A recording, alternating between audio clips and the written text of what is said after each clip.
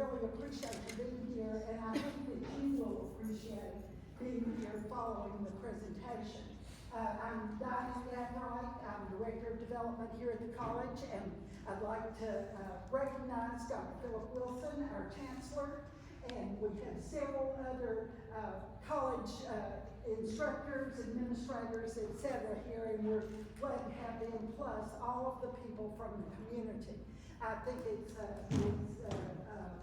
an opportunity that you will be glad you had, and you'll be able to share information with other people.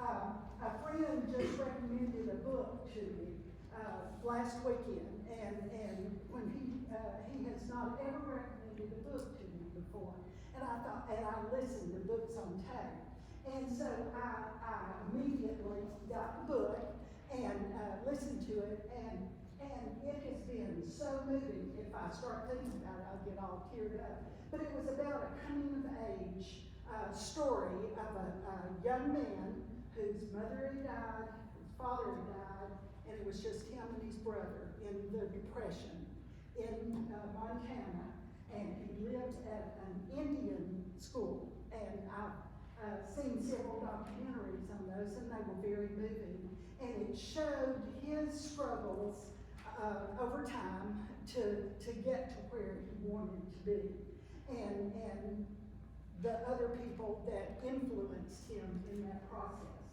And I think the family that we have with us today can relate to that extremely well because of the struggles that they had as they left and came to the United States back in the,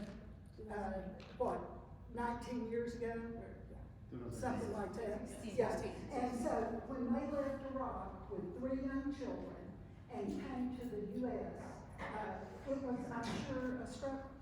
And the facing the unknown was bound to be a very daunting task to have 3 young children. By the way, as a parent, I can say I've always wanted my children to be successful, to be good people, and to contribute.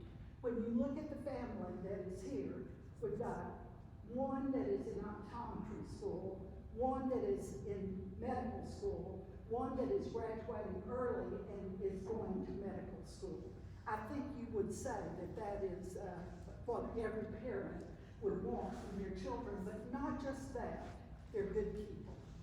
And they do things for other people to make a difference, and that is reflected by our guest speaker today, Rukaya, who has been selected by the Rural Ed. Arkansas Rural Ed selects students every year to go to Washington, D.C. from all over the state, and she was selected to go on the youth tour to Washington, D.C. As a result of that, her comrades selected her as the Arkansas representative to be on the council. Then she was selected as the national representative that went to speak with others. She spoke before the National Rural Ed Association with over 10,000 people in the audience. So that can be daunting in itself. In addition, she has served on additional committees. Currently, she's on a committee. She's been to the White House. She is on a group with Tobacco 21 to try to raise the age of legally buying tobacco products to 21. And she has also been involved and was chosen as Outstanding Youth in multiple other organizations. As an outstanding youth, the challenges are difficult with that because with all of her studies, with all of the responsibilities she had, and to still find the time to lead and to share with others, that's a good thing. But I think what we know here at the college is that when we have people that serve others, they continue to serve others when they become an adult. And I think we'll hear the story of a great deal of service and challenge today. So I'd like to introduce Rukaya and her family.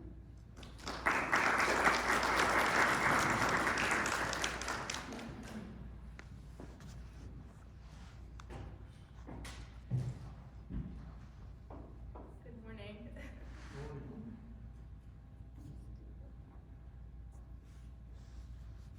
guys hear me? No. We'll figure it out. How about now? Yes. Okay. My name's Rukaya, and today I'd like to tell you a love story. A story about my family and how I fell in love with this wonderful country.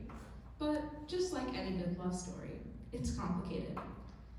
My family and I moved to Fayetteville, Arkansas from Iraq in January 2008 when I was only 2 years old.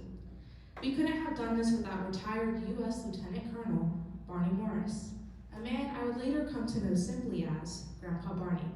But let me give you a little background. During the war in Iraq, my father worked for RTI International, a company in Iraq that supported the American troops. But like many of his Iraqi friends who worked with the American troops, my father's life was in danger every day. At the time, he was Lieutenant Colonel Barney Morris's chief of staff. One day, surrounding militias attacked the U.S. compound where my father and Grandpa Barney worked. Through sounds of heavy gunshots and mortar attacks, my father raced around the compound to make sure that everyone had evacuated.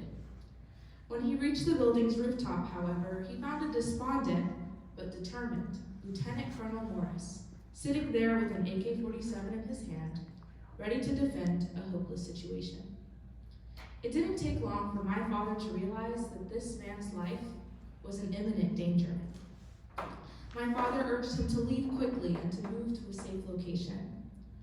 Both men will tell you today that had Lieutenant Colonel Morris stayed on the roof that day, he would have been killed. The dangerous situation in Iraq didn't improve, but my father continued looking for opportunities to complete his PhD while being an instructor at the University of Wasat.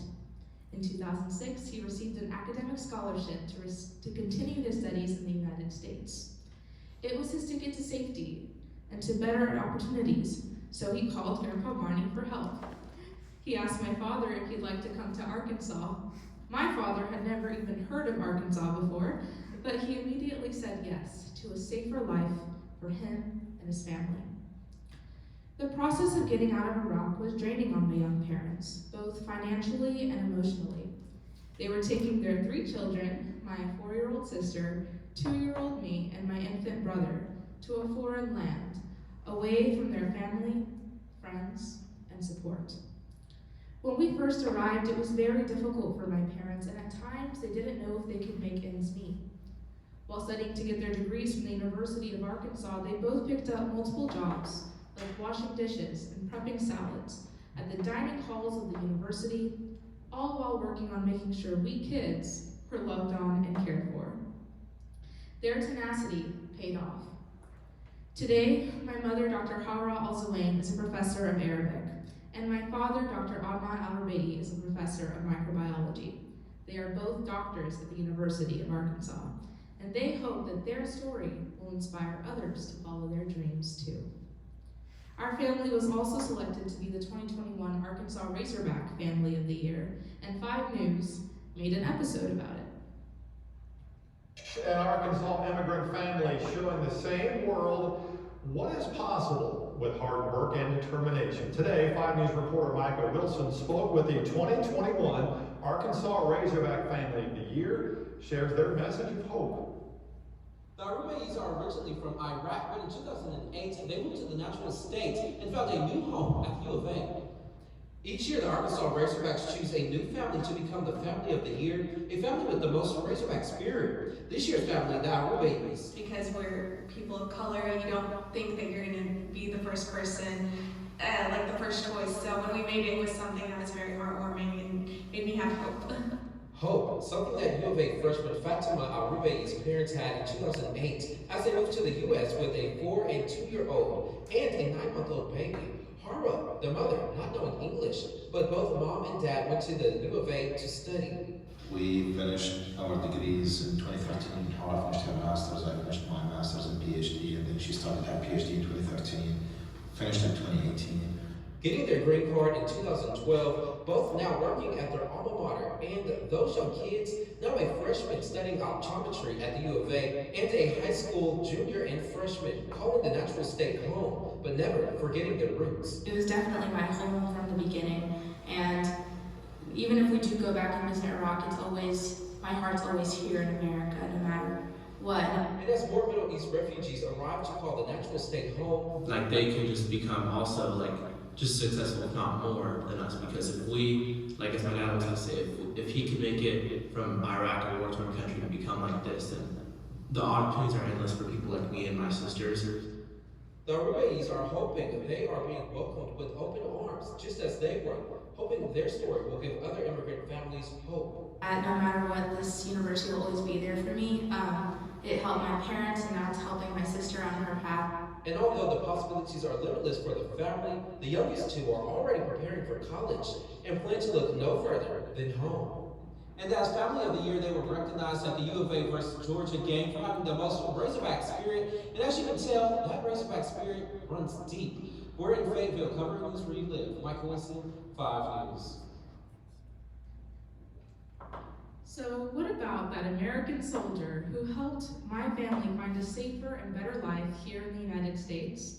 Well, that Lieutenant Colonel Barney Morris, or as we call him, Grandpa Barney, also received his bachelor's and master's degrees at the University of Arkansas.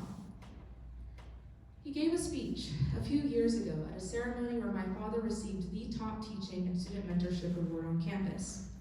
Grandpa Barney said, "There are two things I am most proud of in my life: my service to the United States and bringing Adnan and his family here."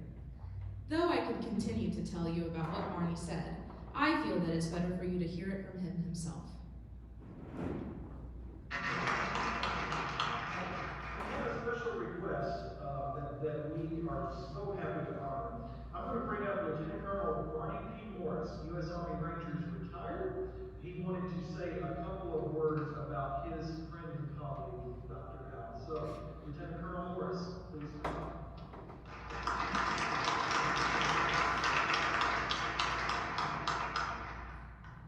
I looked this up tonight just to make sure that I had the dates right. But I met Adnan 16 years ago today in the city of Al-Quds, Iraq. We were both there working for Ambassador Rimmer, trying to rebuild a shattered country. Since then, it's been knowing Adnan and bringing him over here. The only question in my mind was not whether he was going to win this award, but what took you so long? Because he doesn't make excuses, I'll just share some insights, what got him here and why it took him so long. In the spring of 2004, there was a sheet of clear and tonic solder that took exception to us being in Al-Quds. We were living in a hotel with our backs against the Tigris River, and for the better part of 3 days we were under siege. The first day of that, I sent all the local employees. Adnan was my chief of staff for the local employees that we hired. And first morning came up, we're all up on the roof. There's kind of a lull in the fight. It was a pretty sporty fight. And I looked down at the road paralleling the river from the checkpoint where we had all the local employees come through every day. And I see this figure. Back then he had a beard, and all I saw was a beard and big white teeth. He was completely exposed to their fire, our fire, but yet he kept going. Run down the hotel room, and it's Adnan. I said, "Adnan, what are you doing here?" He goes, "I'm just seeing how you're doing." I said, "Well, we're under attack." But that did not deter him. But it took a little time. He also got a little bit distracted when he decided he wanted to come over here. There was a night in his life when there was a fight that left over 1,000 bullet holes in his house. It took him 3 days to go from that situation into Amman, Jordan. Trying to get through their bureaucracy, the Iraqi bureaucracy didn't want the brain drain because they knew what a special asset Adnan was to them. So he had to fight that, and then he had to fight his way through Oman, and finally he arrived in Little Rock, Arkansas, where I was living. And it took him a while because we had to load up everything that he had fit in a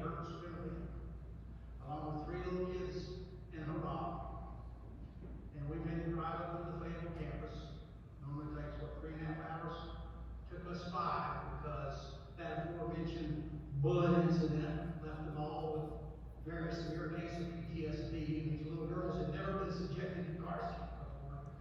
And we went through the Rocky Hopper tunnel and we changed altitude. They all tuned up. And then he got delayed because he got up here and he found out he had to take an English course. That really, I think, bruised the ego a little bit. And he also, to make ends meet, he had to work for the K Group. Yeah, he had to fix omelets, which he still does very well to this day in Mustang. That's a fact. So he's earned it. And in this climate that we're about to go into in this election cycle next year, you know, the topics of immigration and immigration law and immigrants are going to be toward the top of the list. And what I would tell you is, in my travels about the world, there's lots of bad ones out there.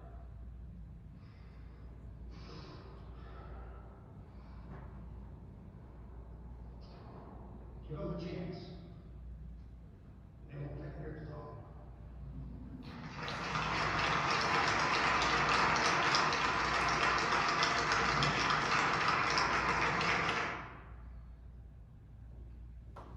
Fast forward to the 2023 annual Power Exchange meeting in Nashville, Tennessee, where I had the opportunity to share my story.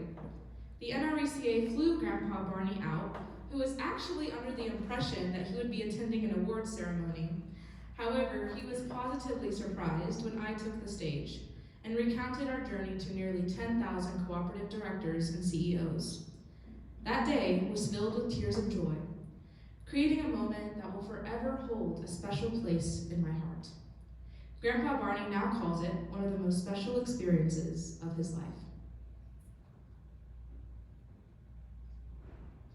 I'm so happy to inform you that both Grandpa Barney and my parents are in the audience today. May the three of you please stand and be recognized.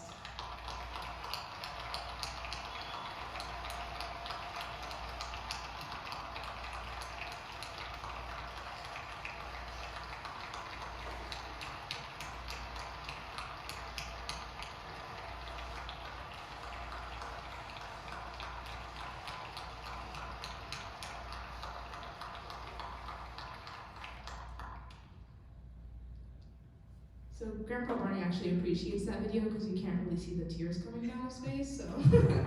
But thankfully we have that photo of him crying, so we're good. But Grandpa Barney actually came to visit us earlier this week with his wife Jan, and we spent the week making memories that continue to show the progression of our journeys together. Although Barney wasn't able to come and see you all today, he did want to send his regards and give you one message. Karma works. That was the message he chose. And when I asked him what he meant by that, he said, good deeds are rewarded. There's the cynical army saying that no good deeds ever go unpunished. And that's the philosophy that Grandpa Barney tries to live his life by every day. Following my return from Nashville, the Arkansas Electric Cooperative Corporation featured me on the front cover of the Arkansas Living magazine. I was so honored because my story had touched the hearts of so many, and more importantly, it inspired them to work hard every day to pursue their dreams, even in the face of adversity. I have always said that we must aspire to inspire. To me, this means constantly striving for personal improvement while extending a hand to those in need. By doing this, we can inspire those around us and the next generation to embrace kindness, compassion, and continuous self-improvement. When we strive to be the best versions of ourselves, we not only enhance our own lives, but also become beacons of inspiration for others. By extending a helping hand, offering support, and fostering a sense of community, we create a ripple effect that encourages positive change. In embracing this philosophy, we contribute to a collective journey of growth, resilience, and empowerment. To aspire to inspire, and in doing so, pave the way for a brighter and more compassionate future for all. My parents have always told me that if they can survive 3 wars, leave their family and culture, and become professors in America, then I can do anything. Now, that's a pretty compelling argument, but this brings us to another complicated part of this love story. As I grew older, I struggled in society as a young Muslim Iraqi woman. The struggle continued even when we became American citizens in 2017. Almost 3 years ago, as I was sitting with my friends after school, a boy approached me and asked, "Is 9/11 your favorite holiday?" I was so hurt and offended because it was just one reminder of how I am often viewed in society. But at the same time, I was determined to use this hurtful incident to be an advocate and to stand up for those who don't have a strong voice. Unfortunately, the struggle of being an Iraqi Muslim woman is not all that I've had to endure over the years. In January 2022, I tested positive for COVID-19. After recovering a week later, I began to experience nausea and loss of appetite. I visited doctors multiple times, but was told that it was just long hauler COVID. A few weeks later, I began to vomit uncontrollably and couldn't move anymore from being so dehydrated. My parents rushed me to the hospital after I started to run a high fever, and I spent the night at the Arkansas Children's Hospital receiving fluid therapy treatment. The doctors then recommended that I go to Little Rock to get an endoscopy after doing all of the necessary exams at their hospital. So then, we made the 3-hour drive to Little Rock, Arkansas the next month for my endoscopy procedure. The results from this procedure showed that I had inflammation somewhere, but that everything else looked normal. In other words, we were back at square one. The worst episode I've had so far, and where this photo is from March 2023, where I ended up needing to be hospitalized again. This was actually just 2 weeks after giving my Youth Leadership Council address in Nashville, Tennessee, where we flew Grandpa Barney out. It has been a struggle, not only dealing with the physical and mental toll of my condition, but also navigating the financial strain from constant hospital bills, all while pursuing my medical school career. Yet, in the face of these challenges, I am determined to adapt to this new chapter of my life. Despite the hurdles, I am firm in my commitment to persevere and live each day to its fullest, cherishing the journey and finding strength in the pursuit of my aspirations. Every person in this room has their own struggles, but by sharing my vulnerabilities, I hope to bridge the gaps between us.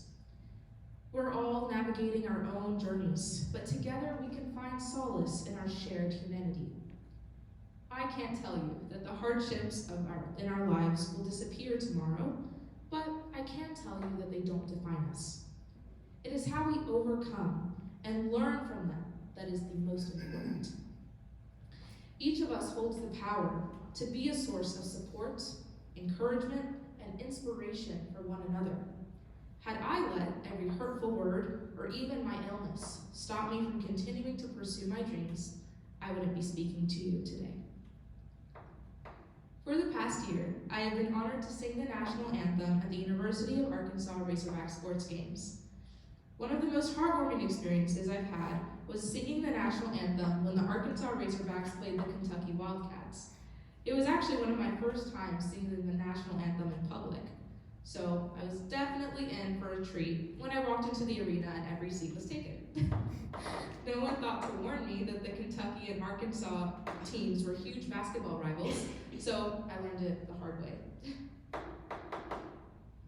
We ask that you place the flag as a presentation of our Congressman Ken Court, presented today by the University of Arkansas Air Force One, DC, Illinois. Our singing national anthem today is performed by Rukaya, Alrubaye.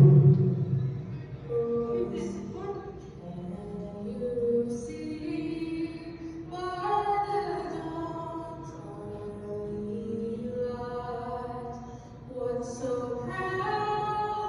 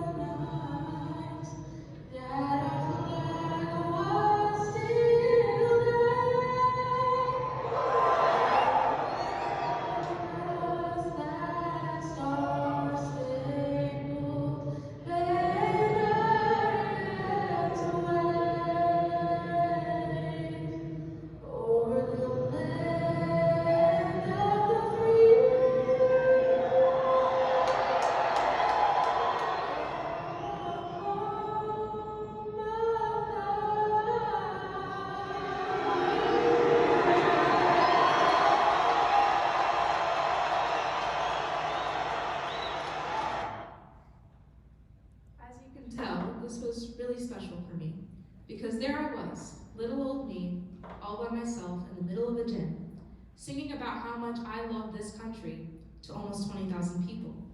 And it's an emotional experience each time that I do this. I love it because for me it is a song about patriotism and the bravery of soldiers like my grandpa Barney. I love this country, and that part isn't complicated. I love it in a way that unless you've seen the alternative to living in this country, you may not even be able to fully understand. When I was 12 years old, I traveled back to Iraq with my family to visit our relatives, and I was heartbroken by everything that I saw. Every day there were blackouts, and we'd have to suffer through 125-degree weather without cool air or any light. If that happened during dinner, we would have to search for each other among the shadows. I was also told not to walk anywhere without my sandals or shoes, because at any moment I could have 220 volts of electricity shocking me through the floor.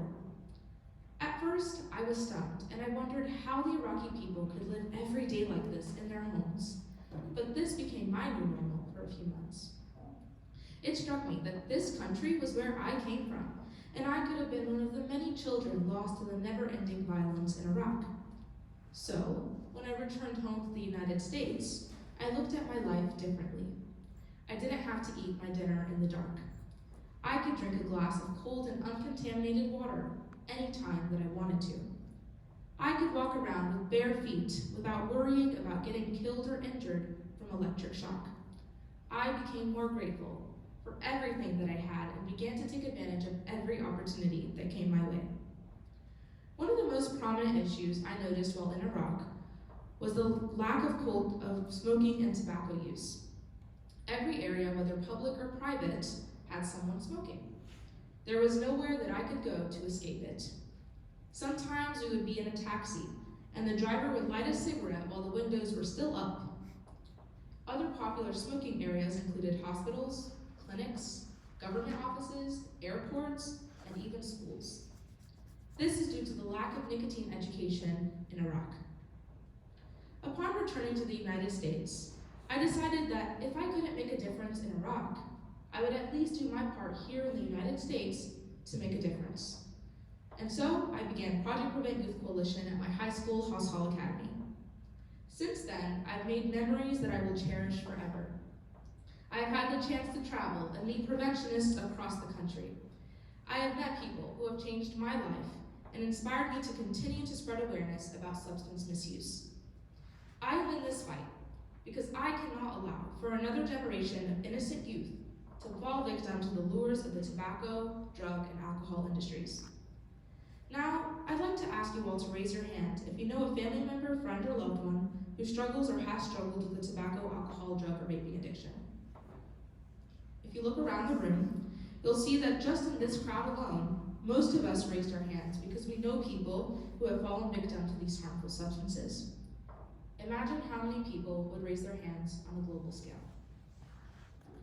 I applied for the Youth Tour program because I didn't want to lose an opportunity when I knew that there were less fortunate people across the globe who wish to have a fraction of what I do here in America.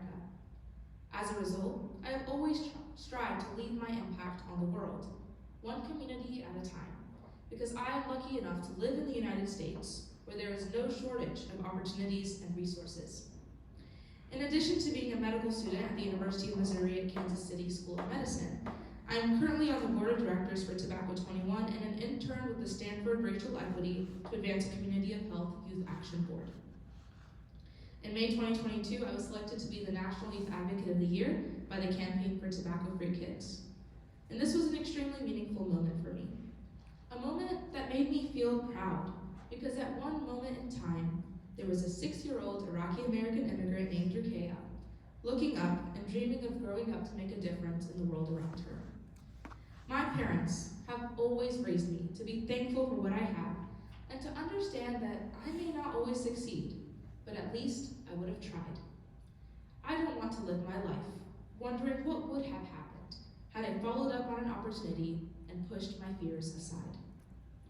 And this is why I applied for the NRVCA's Youth Tour program. On the Youth Tour, I learned so much about the history of electric cooperatives and how electric cooperatives form a community of people who help one another. When I was in Washington, D.C., I learned that, like my extended family in Iraq, there are still millions of people around the world and in the U.S. who don't have access to reliable electricity, but that many American electric cooperatives are helping them.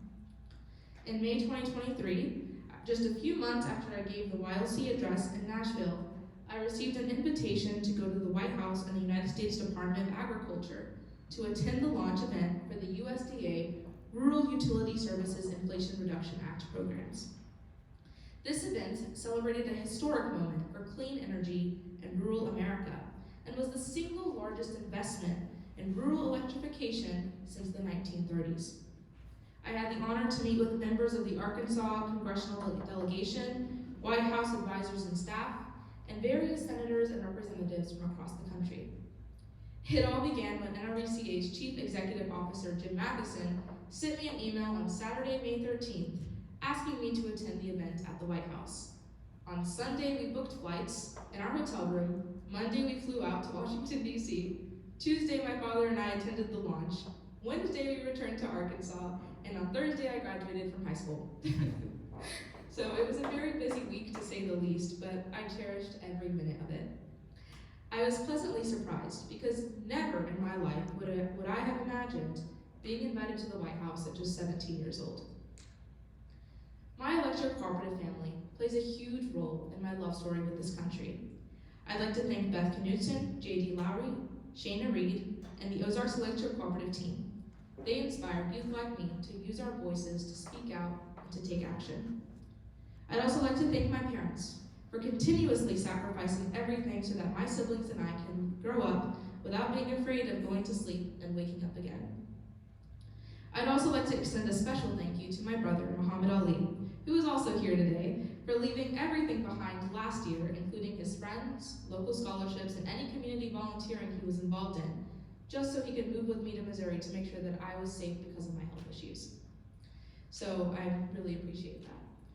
On Monday, however, we actually received great news that he was also accepted into the UMKC's BA-MD program in med school, so he'll be joining me in the fall, and I'm beyond proud of my baby brother and my best friend. And to my grandpa, retired U.S. Lieutenant Colonel Barney Morris, I will forever be grateful to him for giving me, a young Iraqi-American immigrant, the opportunity to dream big. Even in the darkest moments of our lives, there is hope. For some, this hope comes in the form of a light bulb, which illuminates the world around them, making it possible for them to continue on with their daily lives. For others, like those of us in this room today, this hope comes from the inner desire to create opportunity for change. By planting the seed for change, we can watch as the next generation nurtures this plant and helps it become something far better than we ever imagined. Our purpose is to help one another. My father saved Grandpa Barney's life nearly 17 years ago, but it's because of their friendship that I am speaking with you today. I stand here as a testament to the transformative power of human connection. So how can we, as a community, extend our hands to those in need and inspire change on a global scale? My journey from Iraq to the White House shows how important that journey is, and it highlights the potential within each of us to inspire, save lives, and to create a lasting impact on this world. Just one act of kindness can ripple and change the lives of others. So, as a community and as human beings, what can we do to help each other and other people around the world? Because you never know who you may inspire or whose life you may save. You could be helping a young girl like me from Iraq to become a leader, because I am ready to make a difference in this world now. The law of conservation of energy states, energy can't be created or destroyed, only moved. There's this energy inside of all of us that has always been there. We didn't create it, and it cannot be destroyed. So what are you going to do with your energy? Are you going to be that positive force that changes the world for good? Because that's my plan. But I can't do this alone. I believe that if we work together, and if youth are given the opportunity to lead, we can improve the lives of people across the globe. Thank you.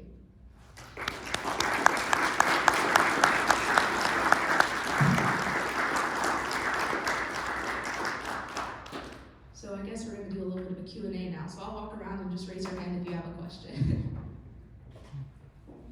Any questions? I know I talked for a while, so it's okay. How often do you go back to Alrubaye? So we've been twice now. The first time it was 5 years after we moved, when I was in 2nd grade. The next time was 5 years after in 7th grade, I believe, correct? And then I haven't been back since. So the last time I went was in 7th grade about 6 years ago. So it's definitely been a while and I miss it, but right now we're just focusing on making sure everything over there is safe before we ever go again. So, thank you for your question. Any other questions? Yes, ma'am? You know, we often take for granted what we have here. What is the one thing that shocks you the most about what we don't realize that we have? What would you tell people?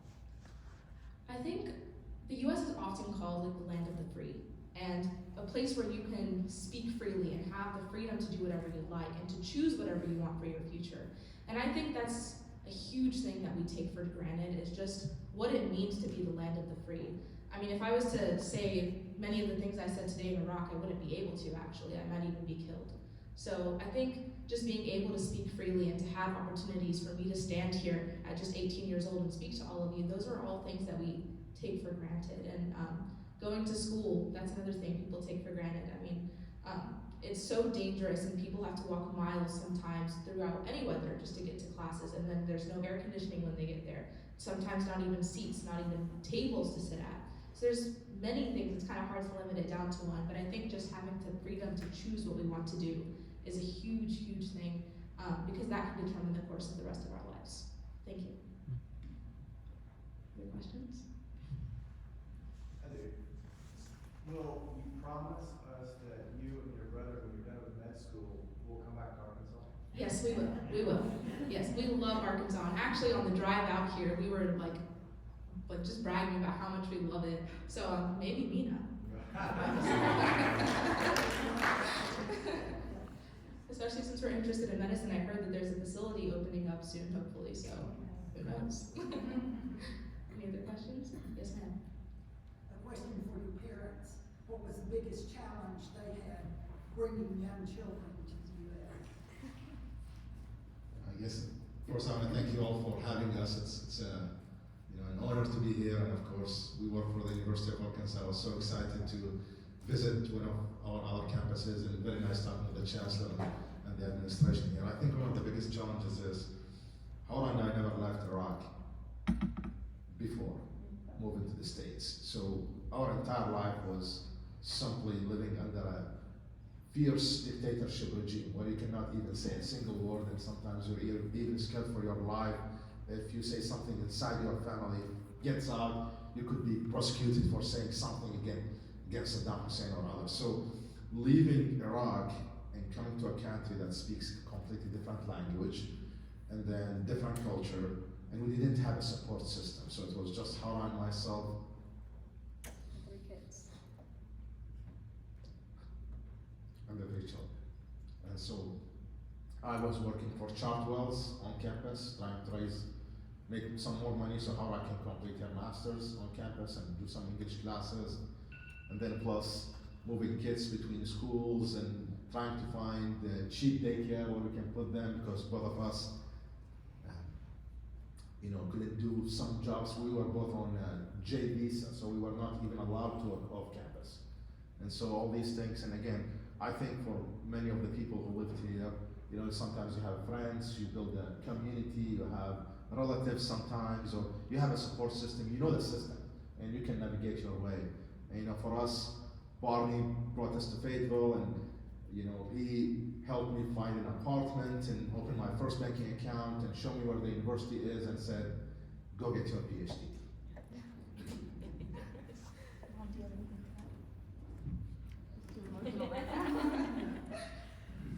Any other questions? Yes. So once you're done with your education, do you think you'll pursue like the medical field So a lot of people have actually asked me if I'm interested in politics before, and unfortunately I'm not.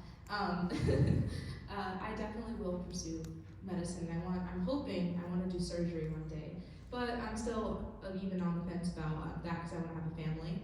So I just need to be able to navigate. I mean, if my parents could navigate all the struggles moving here, I'm sure I can navigate having a family and being a surgeon. So, any other questions? Thank you. Well, I got one. So it's kind of like two-part. So there's obviously a lot of immigrants that they don't have the connection that someone like you guys have with Grandpa Marty, as you're saying. So as people who are not immigrants here, what does that look like to help connect immigrants well into life here? Mm-hmm. And then specifically, like as we consider people, like you said, there is unfortunately like the stereotype that you often experience as a Muslim. So like even the second part of that, like as an American, what does that look like to be warm towards Muslims and just in these communities that we've established, whether it's school or work? Absolutely, thank you for your question. Yeah, it's definitely a bit deep. So first of all, for the first half of your question about things that people have to navigate when getting here and people helping them out, I've heard of quite a few resources locally, and Fayetteville actually has a lot of new immigrants that have been coming in, and so there's a resource called Canopy, as well as other, and that one helps people to really integrate into the system here. I know a huge issue that a lot of immigrants face is like getting driver's licenses, because in order to get the driver's license, you have to know English. In order to get to the English classes, how do you get there without driving? So there's a lot of small details like that that are really hard to navigate. And so actually my mom and right now and lots of her friends are working on starting a new organization in Northwest Arkansas to help immigrants, Arab immigrants specifically, since they're all Arabic speakers, really sort of integrate into the system, because a lot of the resources that are available now were not available when we first got here. So that's the first part of that question. And the second part with the stereotypes, it's definitely difficult, not only because I look different and maybe we have to learn the language, but it makes it so much harder to get a job and to get people to believe in you when you're from a completely different place. Because again, they're like, okay, I have this applicant who maybe didn't grow up here, who has an accent, who doesn't know the system as well, and I have this applicant who grew up here, who knows the system, who knows what I'm gonna be asking for. Who am I gonna hire? So it's usually an easier choice for them to choose the latter, because they know more about the system. So it's difficult to not only navigate getting a job and everything like that, because without a job, you're basically feeding into the stereotype a lot of times. It's sort of like this raging fire inside to want to become something, so you can prove those stereotypes wrong. But like I said, just fighting and going through that adversity also helps to build character. It shouldn't have to be that way, but unfortunately we don't have control over people's opinions of us. So the best that we can do is to just try to strive to be the best versions of ourselves and to always help others in need, because maybe we weren't offered that help initially. Yeah. Thank you. Yeah. Any other questions? Okay, 3, 2. Okay, thank you so much. I really appreciate it, and I'll be out here after if you have any personal questions.